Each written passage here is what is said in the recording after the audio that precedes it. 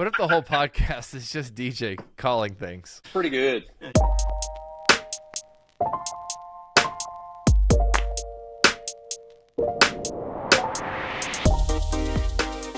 Welcome to the Pastor's Lab podcast, a new resource for helping church leaders think biblically and strategically about the local church. In each episode, I'll be talking with thriving leaders on the front lines of ministries across the nation, discussing best practices, innovative ideas, and healthy habits. I'm Ronnie Parrott, and I believe churches get better when her leaders are learning together. Today on the podcast, I've got with me a dear friend as a co-host. He is Dr. Stephen Wade. Dr. Wade is the lead pastor at Faith Baptist Church in Youngstown, North Carolina, and also professor of pastoral theology at Southeastern Baptist Theological Seminary. Stephen has been on here as a guest before, and so excited to have him back as a co-host today. Welcome, Stephen, to the podcast. Hey, thank you, Ronnie. Appreciate you having me again today. Man, after I was a guest and you asked me to be a co-host, man, what an honor. One thing just briefly, because I love to pick fun at you. Apparently when I was a guest, I was in Youngsville, North Carolina. Now I'm in Youngstown, North Carolina. Oh, but which one is it? Youngsville. Okay, Youngsville. Goodness, sorry. I got it down now. Youngsville, North Carolina. And you've been there how long now? 7 years. 7 years as is it lead pastor or senior pastor?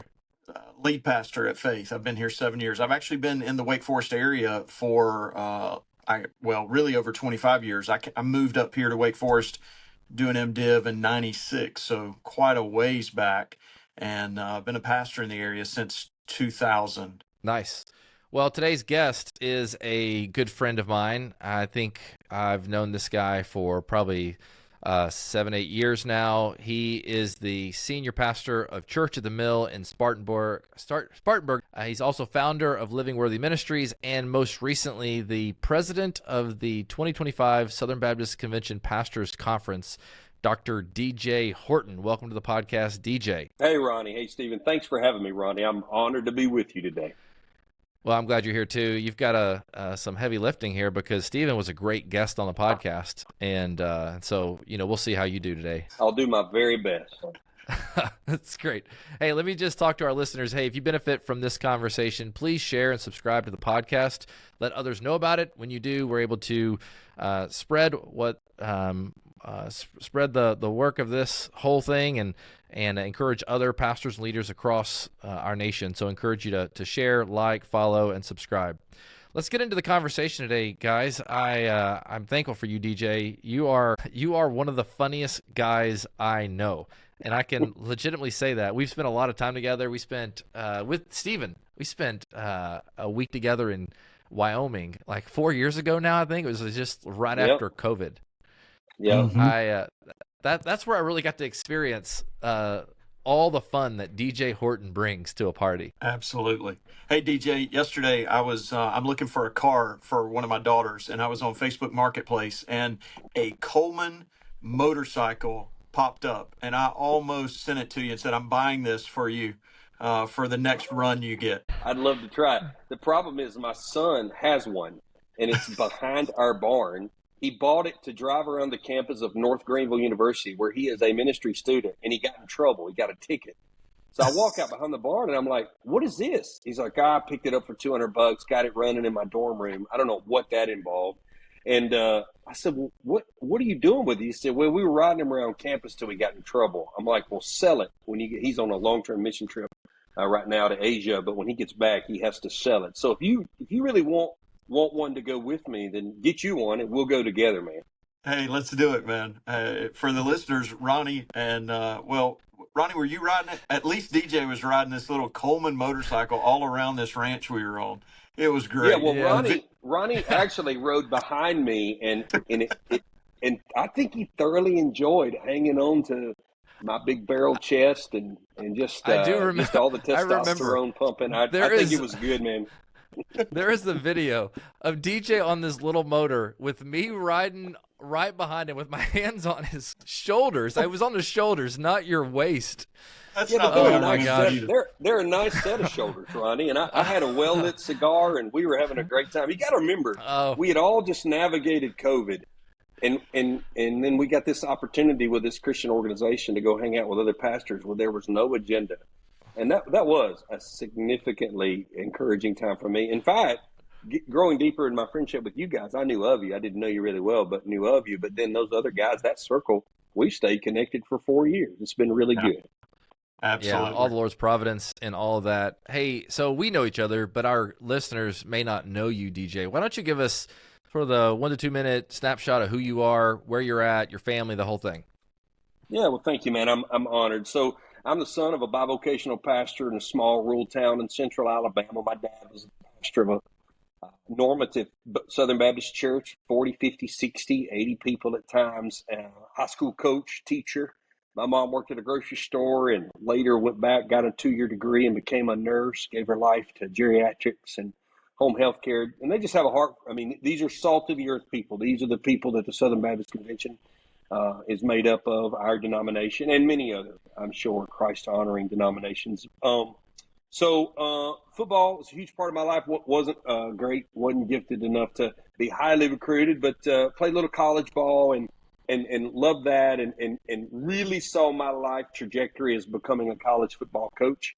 And so I walked on at Auburn under Terry Bowden, made the team, got my head beat in for a few years on the scout team and learned a lot of football, and then got a chance to work on the staff of Tommy Tuberville. And so things were kind of lining up for me to sort of go that direction. At the same time, saved as an 8-year-old boy, by God's grace, didn't see a tremendous amount of rebellion, though certainly had plenty of areas of struggle in my own life. But met and fell in love, married my high school sweetheart. So was not opposed to the church, loved the church. I loved guys in ministry, did a lot with FCA. And it was through the platform of college athletics and then working in local churches, being a youth leader, that God really began to stir my heart toward the pulpit. And while my dad was faithful and super faithful, still faithful to this day, wasn't a trained expositor.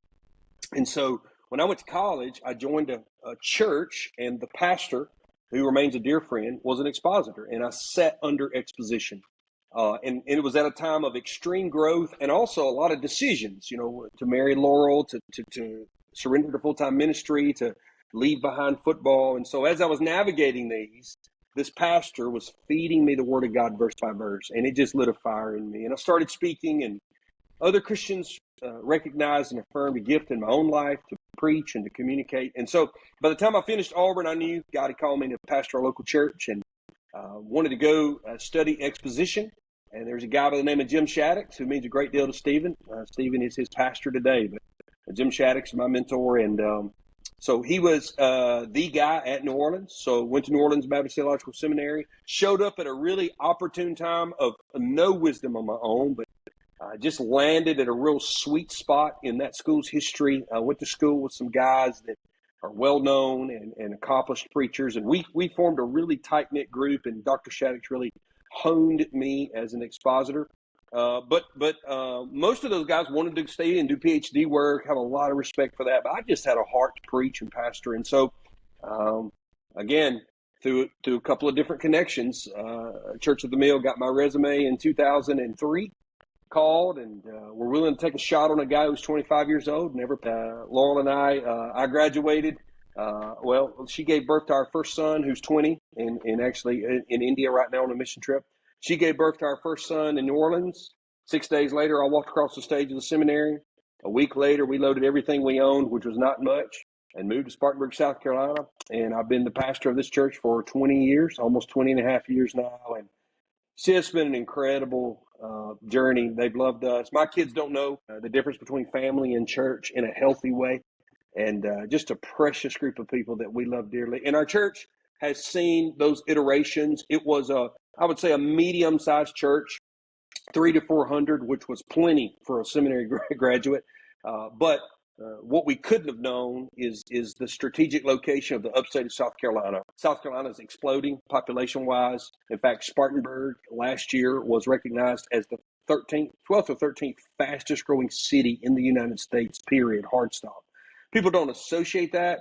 They often think South Carolina is a relatively small state geographically, and it is. But the Charleston area down on the coast and the upstate, which is Greenville, Spartanburg, are literally exploding in population. Well, our church was positioned for that.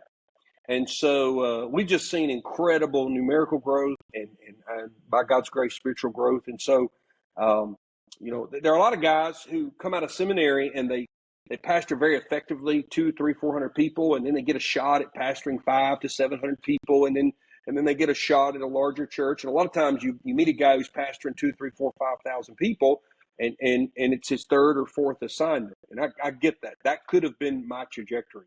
I just happened to land at a church that was going to go through all those phases.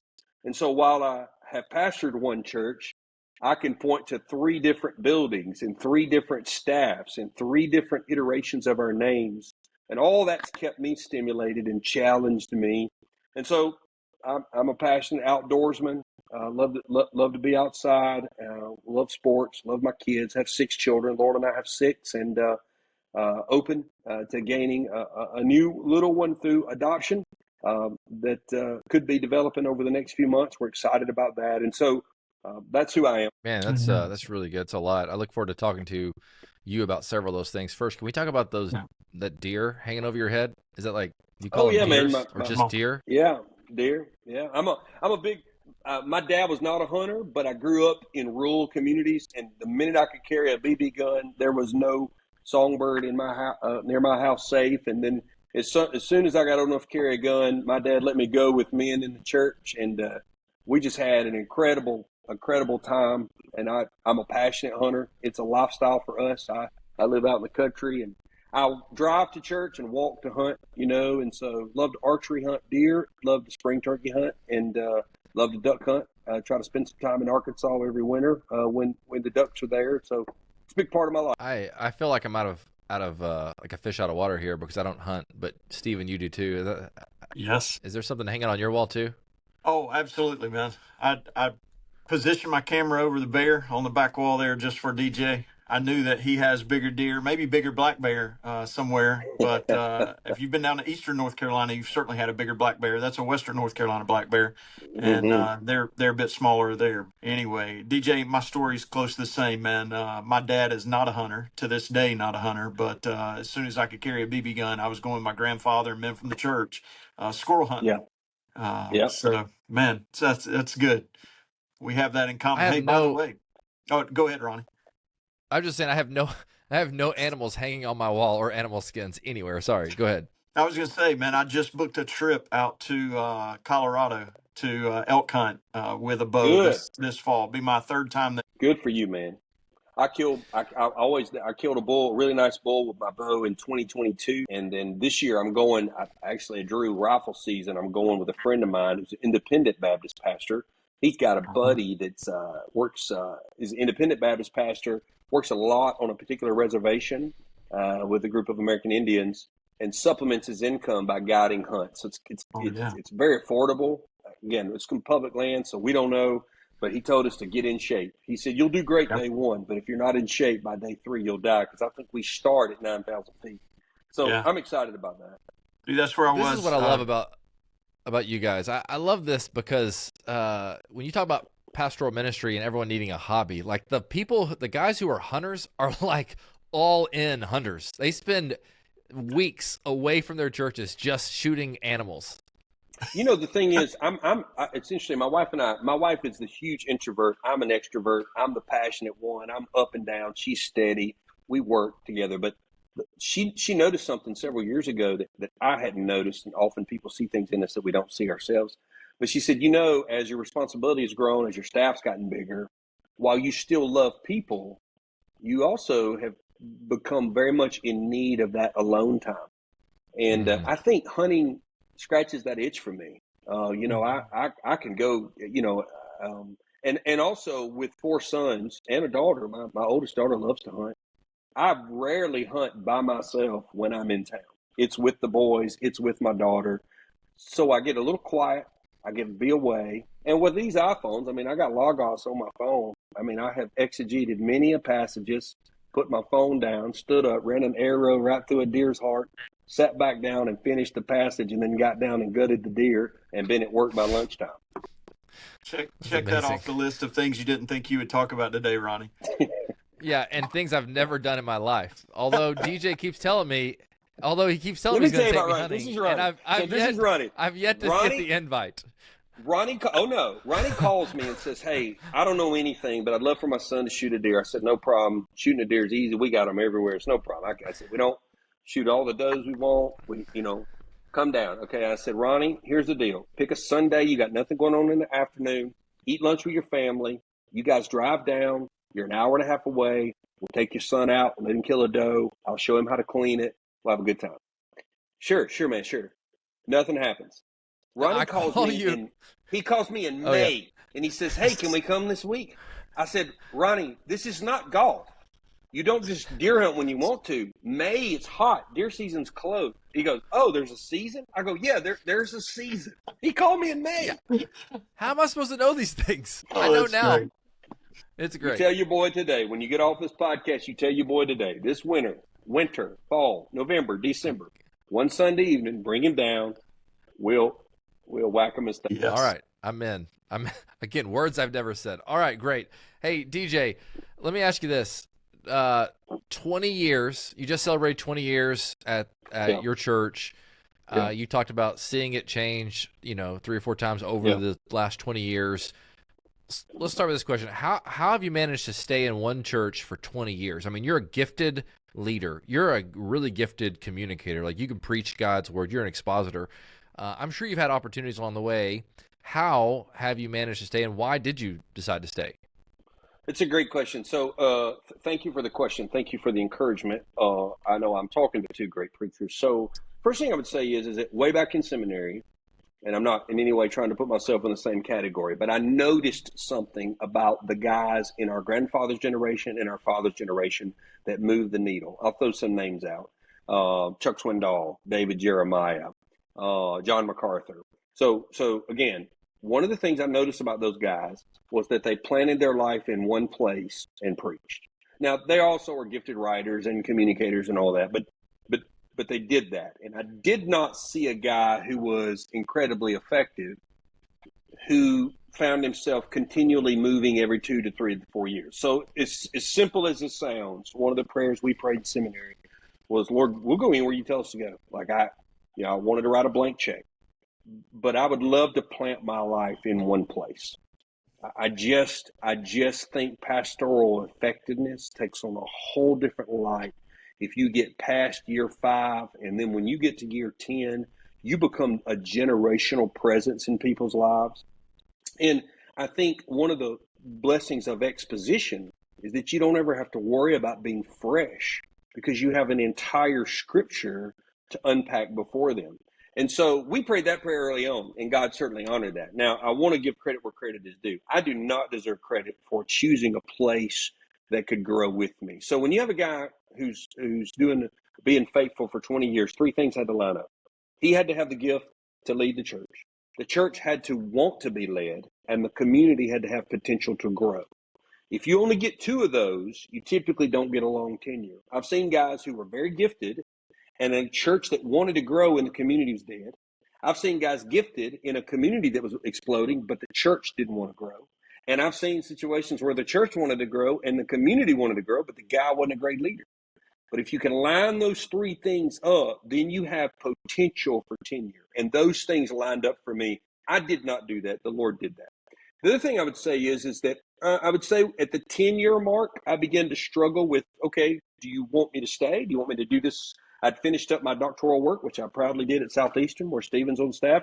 And so thought, okay, 3 or 4 kids were born, doctoral work's done. I'm in my early 30s then, and I almost left to go to a larger church in Alabama, my home state.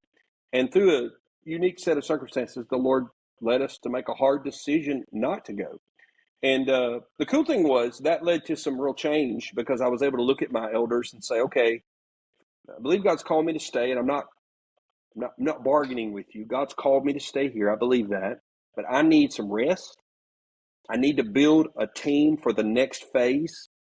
And we need to finish out our campus. We need to build a final building that we needed, because I was preaching 4 times live every Sunday morning.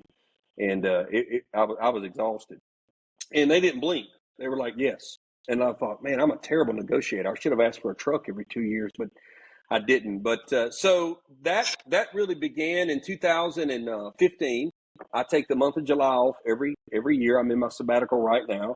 I interrupted it for one Ronnie Parrott, which I'm glad to do. But I take the month of July off every year. They gave me really the green light at that point to sort of build the team.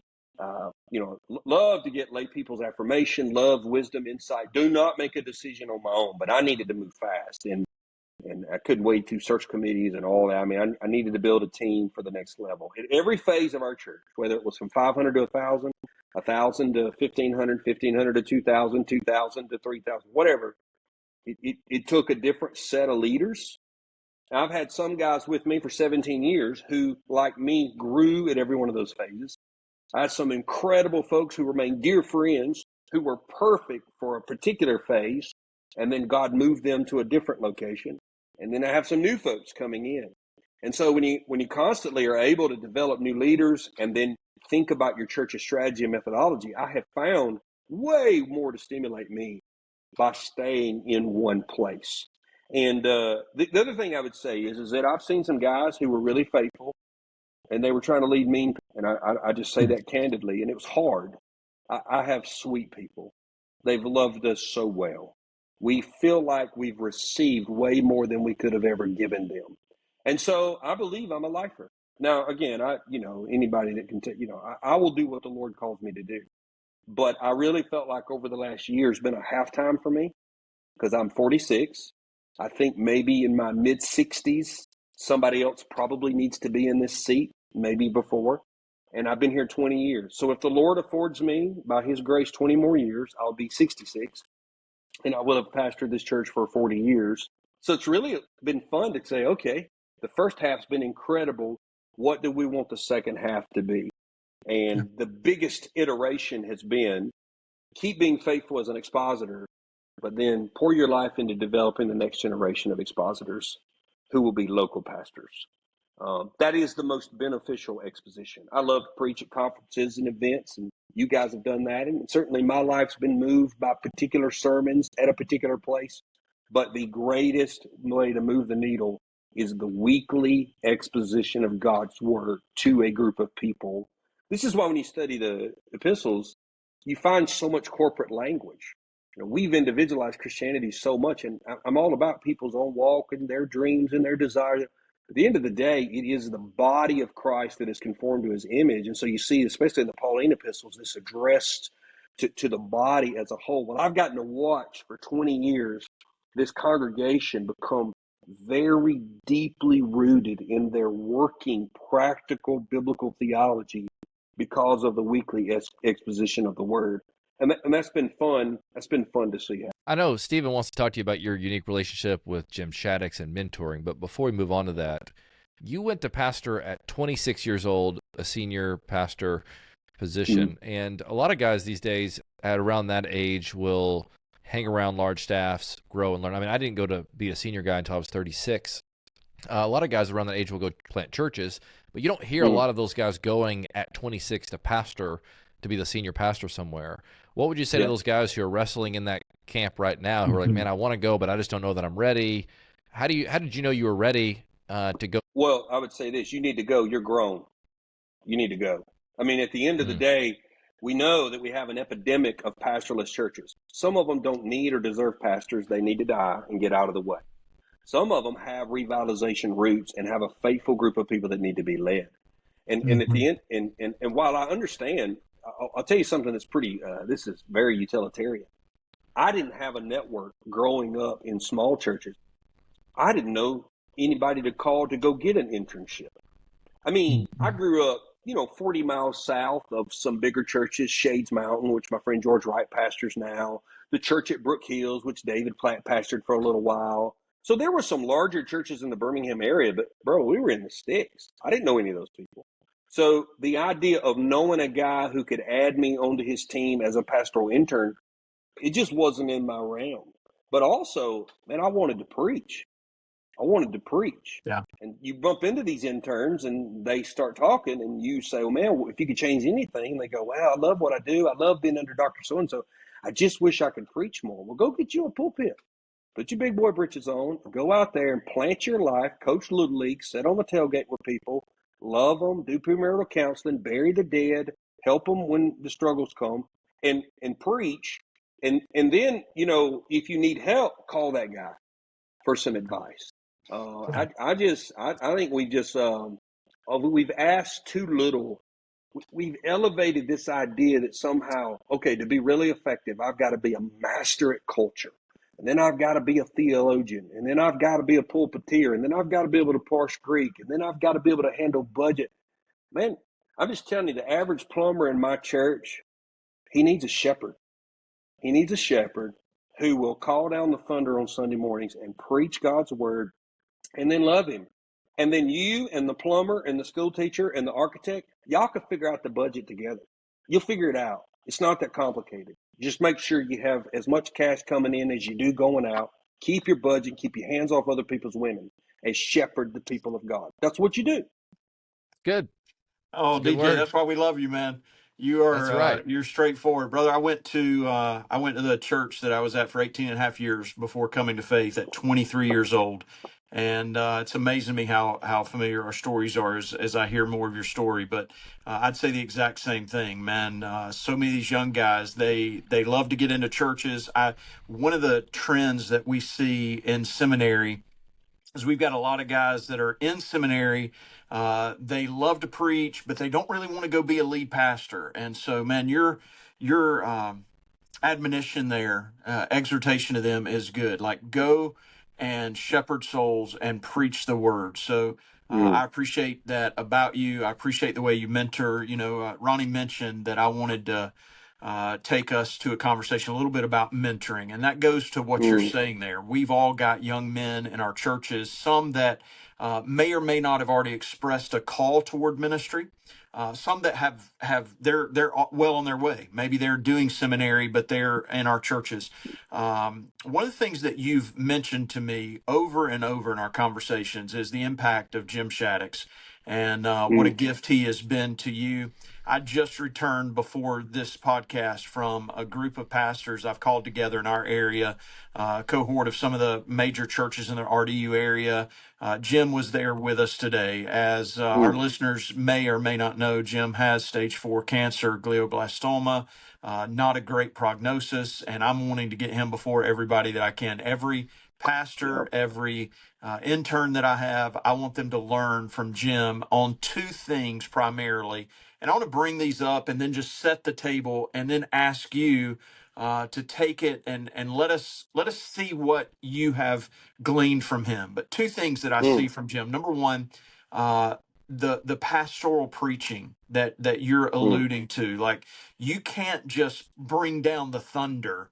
You have to bring down the thunder to a people of God that are in a particular context, in a particular moment. And this pastoral preaching, he is so gifted at. And then secondly, and the reason I wanted to bring him up primarily is the mentoring relationship, the way that Jim really cares about men. Could you share with us a little bit of your experience, how Jim mentored you, and then how that has impacted your ministry today and the way that you mentor guys and are challenging them, go get into these pulpits? It's a game changer. I think it may be one of the biggest differences between whatever measure of success that I've had is that when I got to seminary, there were many men on a seminary campus who rightfully given their life to the academic side and can teach well hermeneutics and exegesis and the languages and church administration. And those are invaluable. But I think one of the things that burdens me most about the rapid race we've all been on to get as much education online is that we miss the relational, communal aspect that people have been using to educate the next generation since education existed. I mean, go all the way back to the classical Greeks. I mean, you look at Paul, who studied under Gamaliel, and rabbi, teacher, a group of people literally just did life with him. In fact, one of the great passages that's easy to preach is where Jesus said, I want you to come be with me. Just be with me. And so Jim and Deborah had a heart for this. And when Laura and I landed at New Orleans after a few semesters, he would identify guys that he felt like had a measure of grace on their life to have influence. And he invited us. And this is the interesting thing about it. Everybody's talking about, okay, we have an epidemic of no leaders. We must mentor. But it's like a lot of things. We throw it around so much, it becomes mysterious to people. It is literally this simple. He and Deborah made room in their life for us. In their home, they cooked for us. They loved us. They prayed for us. And then what he knew about preaching, he told us. And what he knew about pastoring, he told us. All right now we're doing this podcast, and all of us are looking into machines that cost several $1,000s that are far too complicated for you and I to use. But everything shuts down at the little bitty wire connecting my machine to the outlet in my home study. It gets cut. The conduit, the electricity, is what makes it all happen. The conduit of mentoring is relationship. It's why mentoring is not a conference. It's why mentoring is not, hey, I'm going to put you on my email list so you can absorb my content from afar. Mentoring is saying, I'm going to make room in my life for you to come in so that you have access to me in a way that other people don't. And that's what him and Deborah did. I mean, the truth is, I pastored church at the Mill longer than any one church Jim pastored. And most of the guys in the group that I was in pastor churches that are far larger than any church Jim ever pastored. And none of that ever mattered because he had given his life to preaching expositionally at a very high level, but doing it with the heart of a shepherd and a pastor. And I loved the merger of a guy who had the academic chops. I mean, I believe in the degrees. I went and got all the, go get them, but did it with the motive of being a shepherd. And that I saw it firsthand. My final year in New Orleans, he came under conviction about how much time he was teaching guys to be faithful pastors, and then on Thursday afternoon getting on an airplane and going and doing an interim at a mega church that paid well. And he said, you know what, I need to change. So he took a little church in New Orleans and became the senior pastor and began pastoring that church right there. Many of us were I taught small group when I wasn't preaching itinerantly in his church just to help him. David Platt was on his staff as an associate pastor. Yeah, David. And so the point is that there was a real genuineness to that. And that's the thing where I say anybody that's faithful has room in their life to mentor. Now, some guys we all want to learn from, and they have to say no. They can only mentor so many. But I think there's a lot of guys out there, Stephen, who are pastoring 300, 400, 500, doing it well, being faithful, that disqualify themselves when the truth is they can be a mentor. That's right. It literally is to the conduit of relationship. So it's a huge impact on my life. Yep. That's good. How do you do that in your own ministry right now, DJ? Like what's it look like for you? Two things. One, about 5 years ago, prior to COVID, I got convicted. So I just put the word out. Any senior pastor in the area that wants to come hang, no agenda, no handouts. We're not shoving church at the Mill at you. We're not going to bring you in and talk about our numbers or whatever. Just started a group of guys in our community to begin to love on them. And so that's something that we do. We feed them lunch. There's no strings attached. There's no guilt if they can't come. Just come be loved. Man, I got bivocational guys. I got guys that are Free Will Baptists. I got some Southern Baptist guys, black, white. Just come together. And then in addition to that, I think the most interesting part, when we went and when I met you, Stephen, at Wyoming, you and I were talking about this because we were just beginning the process of becoming multi-site. But our multi-site model is live preaching by campus pastors and not a rotation. Again, we can fill in for one another, but it's not like it's a merry-go-round. There is a guy who shepherds the campuses that we plant. He lives there. He preaches there. He does there what I was doing in 04, 05, 06 when I began Church at the Mill, when I began to pastor. So now a good part of my week is spent with those campus pastors. And that's been incredible because because you've taught preaching classes, you can move the needle on a guy's heart in a semester. You can help him through a preaching practicum. You can do evaluating preacher a few times. But I'm with these guys every single week. So So, 40, 45 weeks a year, there's 3 hours we're together. The first hour and a half is, dude, what are you dealing with pastorally? And then the second hour and a half is we deal with the text, because we preach the same text. Mm-hmm. And that's been fun to add guys to that. And now I've got some younger guys on my team who aren't campus pastors, want to be, and they can come sit in those meetings anytime that they want. So that's been really encouraging. That's good. That's good. DJ, so one of the things I said is, and I genuinely mean this, you really are a gifted expositor. I know you preached at a men's night I had here probably 2 years ago and just crushed it. I mean, you're incredibly great on the fly with illustrations. You're quick-witted, but you don't skimp on preparing meaty, weighty sermons. Talk to us about how your preaching has changed over the years, and what is maybe your regular preaching routine during the week? Like, how do you prepare and the whole thing? Yeah, I'll answer the second one first. So my rhythm is that Mondays and the first half of Wednesdays, I'm sitting here in my home office, 27 minutes south of my campus. And that didn't happen overnight. I wouldn't tell a first-year pastor to move 30 minutes away. And my team knows that's my time to study. Again, I don't like it when guys are legalistic. If one of my staff members' wives is in a serious car wreck, I want to know. If I got an elder that's dealing with something, sure, I want to know. I mean, I can break my study for 15 minutes, get a phone call if I need to. But by and large, they really protect that time. I am almost always in a book. And typically what I do is I'll piece together when I'm in a book. I'll pause sometimes around Easter or Christmas. Sometimes I won't. And then occasionally we'll do an expositional topical study, a series on the family where we take 5 texts that have to do with family and deal with it. So that Monday's very important now more than ever, because I have other communicators depending on me. Wednesday, about lunchtime, I emerge and I sit down and I type a very detailed outline that we call a sermon summary sheet. And that's on a Google Doc that's shared. And then about 2 o'clock that afternoon, we meet on campus, and my campus pastors, who have also been studying the passage, we walk through that. Here's some ways to think about the main divisions. I'll walk them through that.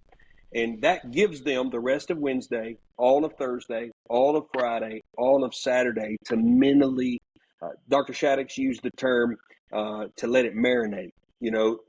Most young preachers actually are so passionate about getting the text right. They're awesome at producing outlines, but an outline's not a sermon.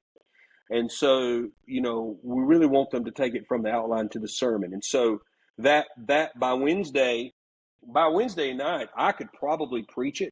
It wouldn't be as good, because then I have Thursday, Friday, and Saturday to be thinking about transitions, illustrations. Is this clear? And the fun part, which I don't know that I anticipated, is that now I've got campus pastors. We're all on a group text, man. They'll find a great illustration. I'll find one. We'll mess with the wording together. And I've enjoyed that. I watched a video once about Ed Young Jr.'s process, and he used a whole team at the beginning. I didn't like that at all. I still think the shepherd needs to be in his study with his Bible, studying God's word first. But having the team approach on the back end of taking that biblical content, because the thing I always say is that great preaching now is not separated because of content. If you miss a text now, you're just lazy. There are too many resources out there for you to get the basic idea of the biblical author. Great preaching is not really about great content. It's about great connection. How do you connect the content to your audience? It's like a suitcase. You can have an incredible suitcase, but if the handle breaks, it doesn't do any good. And so great preachers give their audience handles to take the content with them to Monday, Tuesday, or Wednesday. And they do this through humor. They do it through making sure their voice has great inflection. They do it through strong explanation, but then come back out and lighten it up with illustration. And some of that, the gifted guys, it happens very naturally. But they also, I pound this into my guys, and I know Stephen teaches this. Man, if you can't lay your points before me and give me explanation, illustration, application in 3 paragraphs, then you're not ready to preach. But then the great ones will mingle and braid together the explanation, the application, and the illustration, and then the transition, reviewing the previous point, moving to the next point. Because great preachers are not great because people walk away saying, man, that guy knows the Bible. Great preachers are great because the people walk away knowing the Bible. It's not how much I know, it's how much they know when I'm finished preaching. And so over the years, I don't know, I probably was more technical coming right out of seminary. Not that I'm not technical now, but I probably was a little bit more rigid in the way in which the transitions happened. But honestly, I think to Dr. Shaddock's credit, I mean, I'm always going to be in a book, and I'm always going to have a particular passage, and my people are going to have nets that do this. We're going into the passage, we're coming up. We're going in, we're coming up. You know, his great illustration is the diving board. Don't use the Bible as the diving board into the swimming pool of your sermon. If your sermon is anything, it's the water. Jump in it and swim around in the Word. Splash on it, bubble it up, spit it out of your mouth, let it run through your hair. And so we're trying to be in the text consistently. That's I think those are the things that have kept it for me. 2 days ago, I was in the mountains of Asheville. I always rent a cabin up there and working on 2025, and I'm going to preach through Revelation. Never preach through Revelation verse by verse. I'm going to preach through Revelation. And sometimes on Mondays, I'm premillennial, and then sometimes on Wednesdays, I'm postmillennial, and then sometimes on Thursdays, I'm amillennial. So I really don't know what I am. But in all honesty, so I'm mapping Revelation for 2025, and I've been doing that kind of exercise every summer for 20 years, and I find it very stimulating. Yeah. Hey, That's really helpful. go ahead, Ronnie. Sorry. No, I was just saying that's helpful. You go ahead, Stephen. Hey, since you're bringing up Revelation, man, two things. Number one, I preached through it a couple of years ago. It's one of the richest study times that I've ever had. I don't know why I avoided it for so long. So praise the Lord for that. But that brings up a question that I wanted to ask you too, DJ, if I can. Ronnie, if you want to change this question or sharpen it, you can. You said you were on sabbatical every July. You take a month, and I think that's great, man. If I could say anything to a young pastor, it's probably something like that. Like from the beginning, work in rhythms of rest for you. Ronnie, I think if I remember correctly, you either take the whole month off or some of July as well. So maybe both of you answer this question. Like, what are you doing during that month to restore your soul? Like, what are you reading? You're saying, DJ, you're planning some sermon going forward and in the Word. Yeah. What do you guys do to really restore your soul during that month that you get to take off? And as you answer, if I could say, answer knowing that not very many pastors can take an entire month off. That's a gift that you guys have, and your churches are so kind to you to give you that. Yeah.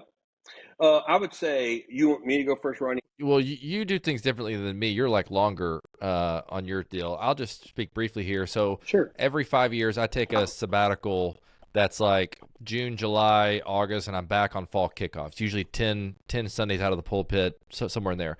And then every July, I just don't preach in July. I take 2 weeks back-to-back family vacation. We have 6 kids, and so I want to spend as much time with them as I can.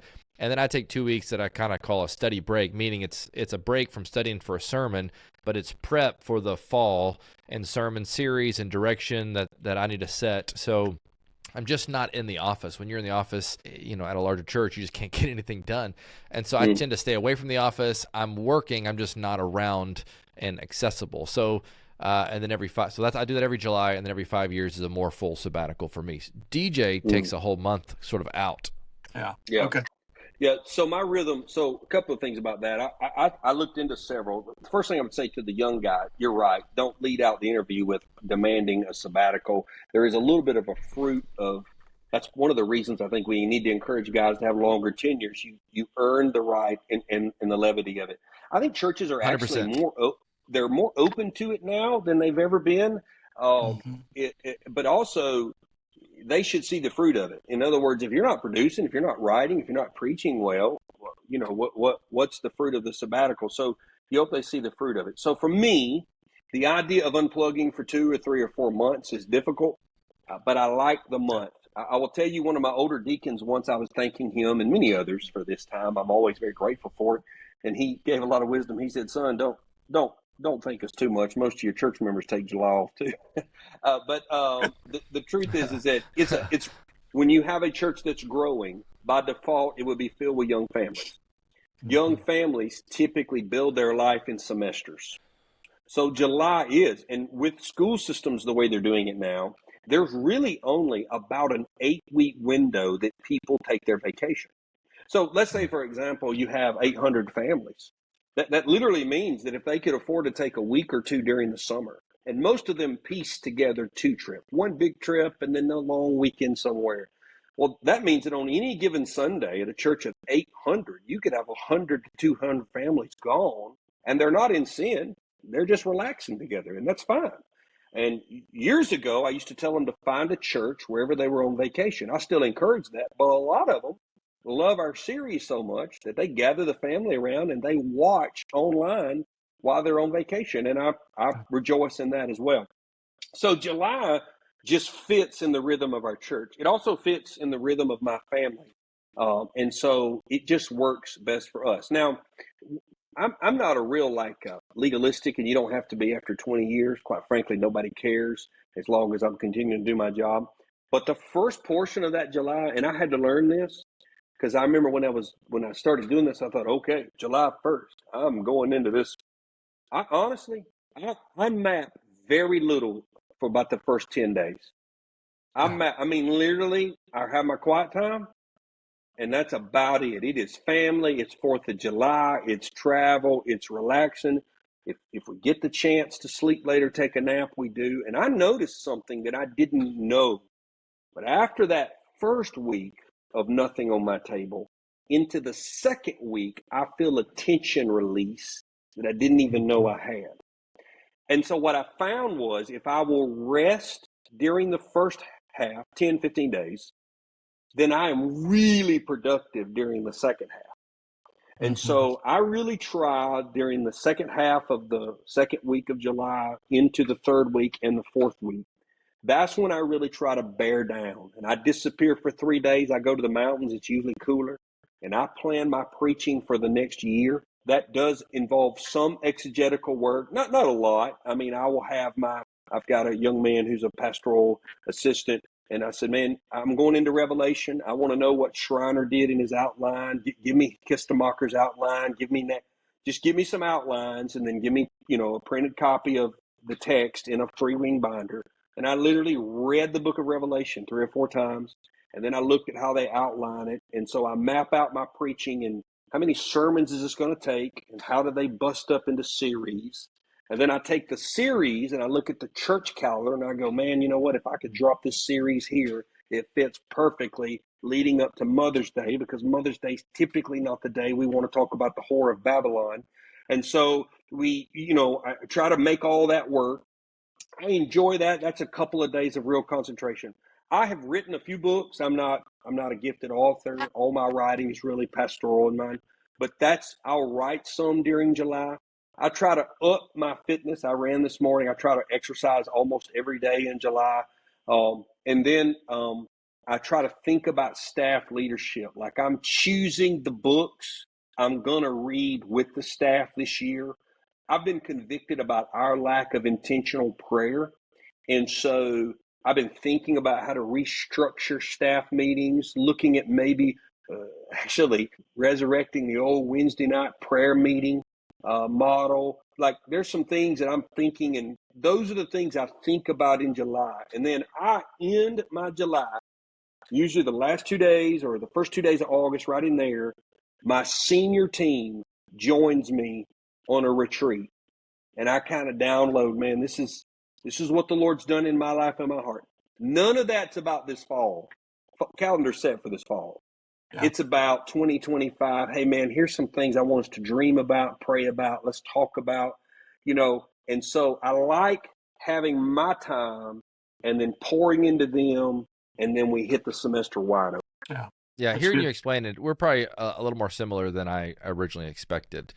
But yeah, when I did a full sabbatical at 5 years, I talked to a bunch of different pastors, and all of them explained, they all communicated that same thing, like, take July to yourself and then celebrate every 5 years an actual sabbatical. And so, and that has been like really good for me and for a church to also go, you know what, you go for it. And it helps our church. I get to elevate other guys to preach, and I get to invite other guys to preach for me. And so I'm thankful for it.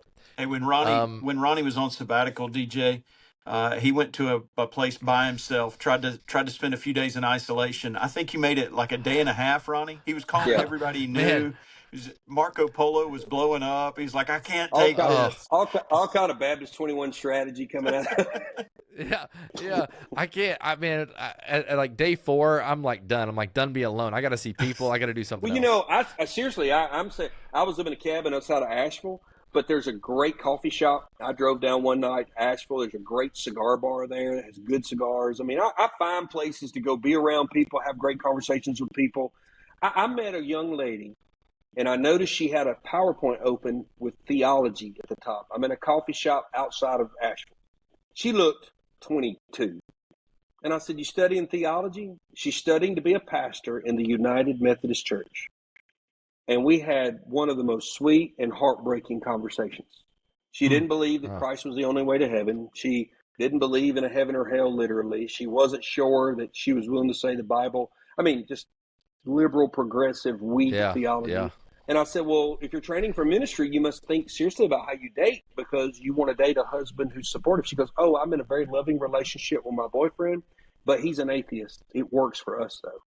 And it just broke my heart. It just reminded me of why, because I thought, man, what do we do to these young women and men in our church to make sure they don't? And she was, again, precious young lady, but just very misguided. She was going to a divinity school that you would know if I called the name of it.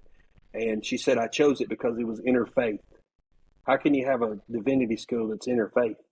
I don't understand that. Hey, DJ, so let's head toward closure. But one thing I want to talk about here for all of our listeners, you were just recently elected as the president of the Pastors Conference for the Southern Baptist Convention next summer in Dallas. That's a big deal in Dallas. There's a lot of people who will be there at that meeting. A lot of Southern Baptists are listening to this podcast today. Is there anything you want to tell us about I know it's early in the planning stages, but anything you could tell us? Yeah, a couple of things. One, I'm honored. It's an opportunity that both of you encouraged me to pursue. So thank you for your friendship and belief in me. Honored to do it. The Pastors Conference actually has a unique history. It's been pretty significant in the life of the convention, because often to move the convention, you needed to move the hearts of the people in the conversation, and it was from those pulpits. Again, I think it's important to contextualize it. It's a day and a half. It's a Sunday night and a Monday, and guys want to hear good preaching. So, I don't think we need to make it bigger than what it is. One of the things I'm excited about is I've decided that we're going to spend the entire conference doing an exposition of 2 Timothy. So each pastor will be assigned a consecutive text. So if you do attend the entire conference, you will hear exposition of every verse in the book of 2 Timothy. That's exciting because we get to open up by celebrating Lois and Eunice and the significance of women in a pastor's life, which I think is a great subject for us to talk about as a strong, firm, biblical complementarian. I know what a pastor is. It is a man qualified by Scripture. At the same time, I'd love to celebrate the faithfulness of women. There's also great words in there about holding to strong pastoral theology. There's great wisdom in 2 Timothy about the belief in one another. And that's, to me, really where I'm trying to think about how we build it. I can't really point to a lot of edification on Twitter. I think pastors, by and large, need to ask a simple question. If you want your people to love the lost and you want them to love each other, how well do you love each other? I think pastors need to love each other more faithfully. I mean, when I think about the guys in my life that love me, they're the guys that influence me. Even if I disagree with them, I'm going to strongly consider their argument because they love me. Now, I know that truth transcends emotional feelings of love. I'm not trying to just appeal to the emotional side. But the point is that Paul wrote the pastoral epistles to sons in the faith, not to develop curriculum for his content. He deeply cared for Timothy and Titus. And I really would love to see a resurgence of what Stephen brought up, of this idea that every pastor out there should seek a guy to pour into him and should seek to pour into a guy. So one of the big visions is that I would love to create a structure at the conference where any pastor present who doesn't have a mentor could leave with one. And I've already had a great conversation with Kevin Ezell, president of NAM, about that. There's some great work going on in Texas. Had a great conversation with Michael, a mutual friend of ours, about what they're doing to mentor pastors. And so with all that said, I want to pick good preachers. I mean, I don't want to listen to a guy that's good. I want to listen to a guy that's great, but I also want them to be faithful pastors or champions of pastors. So that's what we're trying to build on. I think it's going to be a great convention. Clint Presley, our current president, and I have been talking about making sure that they dovetail together. The pastors conference should serve him.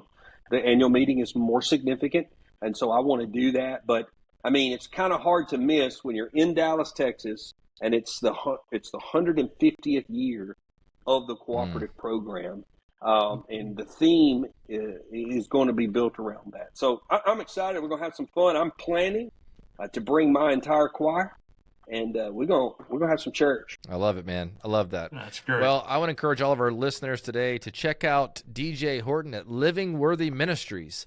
Is that livingworthyministries.com? Is that right? I'll make it easier for you. DJHorton.com. I bought it about 3 months ago. DJHorton.com. There you go. Check out DJ there. Follow him and follow along with him and all that the Lord is doing through him. Grateful for your friendship, DJ Stephen. Grateful for you too. Thanks for helping me out today interviewing DJ. I think he did a pretty good job. Hey, great to be with you guys. Great job, DJ. Thank you, Stephen. Good to see you. I love both you guys. Appreciate learning from both of y'all, and I want to thank all of our listeners today. If you're enjoying what you've heard, be sure to rate, review, and subscribe to the podcast on whatever platform you're listening on. When you do, it helps the podcast grow, and as we grow, we're able to have more conversations just like this one with some of the best leaders around. Thanks for listening today, and we'll see you on the next episode.